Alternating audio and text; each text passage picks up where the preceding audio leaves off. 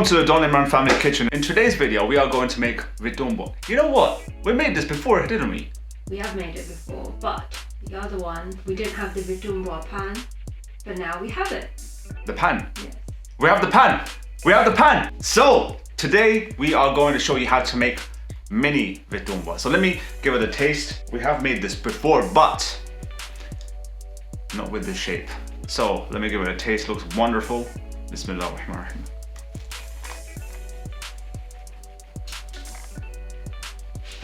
Wow! This vitumbua is a popular rice pancake, which is very popular in East Africa. I love it. So yummy, it's sweet. It's such a good snack to have when you're sat down for maybe tea time. Just marvelous. Let's now move to the recipe itself.